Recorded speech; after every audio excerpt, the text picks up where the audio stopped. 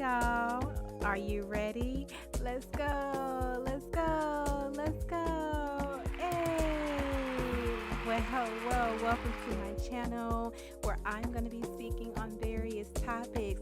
But while you are here, please do not forget to subscribe to my channel so you can stay in the flow with my tea.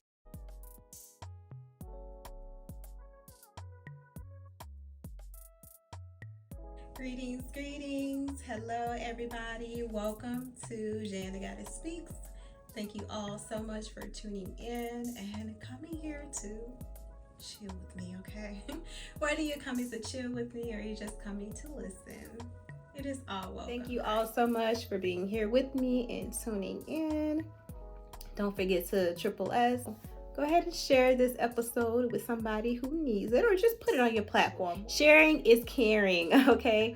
And then subscribe to me, all right? Can't do nothing without no subscribers, okay? How can I start getting the word out? And then support your girl, all right?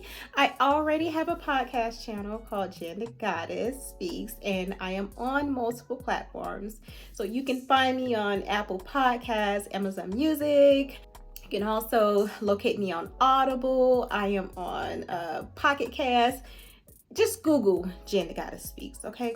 Jan the Goddess Speaks. And also you can find me on teatimewithjan.com, all right? As I am building that platform and, spilling some tea and all that good stuff. But I am here now, all right? I am here on this platform today, all right? And I'm coming to you all. I am wishing you all the best and hope that you did have a good day or whatever, time it is, a good night, a good evening, whatever it may be.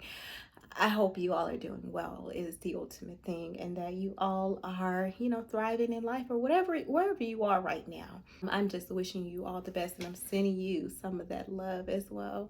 But thank you all so much. And I wanted to get straight into what I want to talk about today. And I want to talk about change and how it helps you. Okay. Now, the part of change that I want to talk about is more so relating to some things that, has been going on with me personally. Change can be anything. It can be a change in job, a change in relationship status, a change in family structure, a change in location. So many things, right? So many things in our life that come up as a change.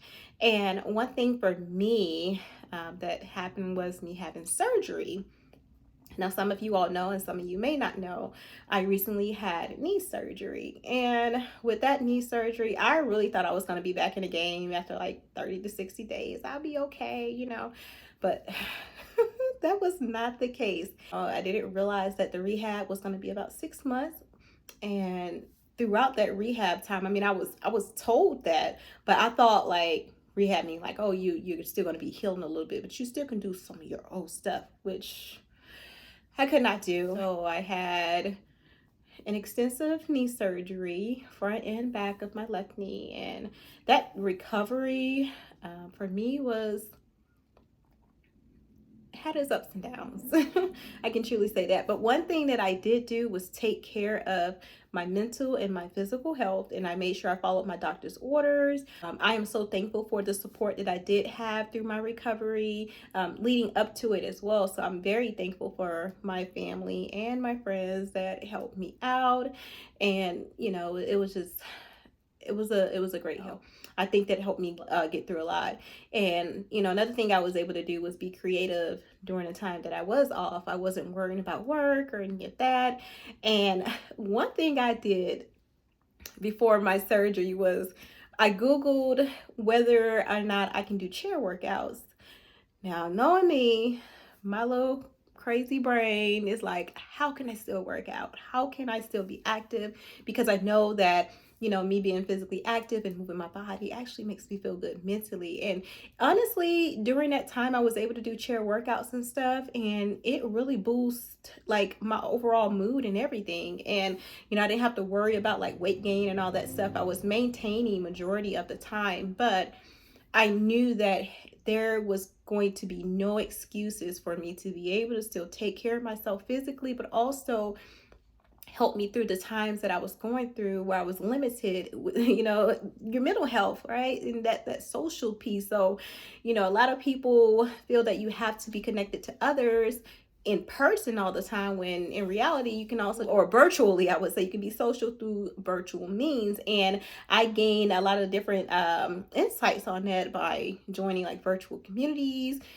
reading things, blogs, YouTube channels. Like I really felt like I was with these people working out and, you know, taking care of myself in this chair. And, you know, I wanted to make sure that that was a big part of my recovery, was ensuring that I still stayed up and took care of myself. And, you know, I felt really good. And, you know, another thing I did too, I made sure that I always dressed up. So dealing with all of that, right, that's a big change for me. But I didn't let it stop me. And ways that I didn't let it stop me is that I found ways to get around certain things so I could still feel good about myself. I could still look good. And I'll never forget when I went to my first post-op appointment and all of that. And I was all dressed up. And I tell you, those people were staring at me in that hospital, because all you see is me walking in there with my crutches. I got on this cute dress. I mean, every day I wore a dress. Okay, I made sure that I dressed up and I looked good, so that helped me feel good about myself. And I knew that I am not you know, I'm not going to come down off of that, you know. So I made sure I stayed up on that. So I would go in there, and goodness, like the surgeon was like, "You look really good." Like I was always getting compliments every time they saw me, and every time they see me coming, it was like, "Oh, there she go." Like, "You are one beautiful woman on crutches. Like, you are the most beautiful woman I've ever seen on crutches." And I was like, "Y'all stop lying to girl. Stop lying to me now. Y'all making my head swell up. All right, don't make my head swell up." But it was really good to, you know, to have that. I wanted to make sure that my energy was good and I was vibrating good and I was feeling good. I was getting out into nature. You know, when you think about things in your life, when you are going through changes, you're going to have ups and downs. And I like to ebb and flow. You know, I like to think of it like a river. You know how that river is just flowing and you got all these rocks and debris and all this other stuff, but you know, after a while it's just like a flow. You know, it keeps going regardless of, you know, the roadblocks and the stones in this path and all of that. And that's how I consider myself, as that water flowing down that riverbank. All right, although I had all these different obstacles, I was just ebbing and flowing, and making sure that I took care of myself and I prioritized the things that needed to be done. I was able to sit down. So with this change, it taught me that you need to chill out. You don't have to be doing 100 miles per hour. It is okay. All right. Sit down, chill out, take care of yourself. Work will be there. If something happened to you today, the Air Force will have your replacement tonight. The next day. I don't know, but that's how I had to think about it. And especially when it comes to your health, surgeries and stuff like that, most people feel that they can't sit down, they can't sit out and wait, because that change shifts something in them, especially if someone is so used to being active and being a go-getter and taking care of things and everybody needs me and a go-to person. You don't know how to accept that change and chill out and actually adapt to it, and then ebb and flow. You know, and so that's where a lot of people re-injure themselves.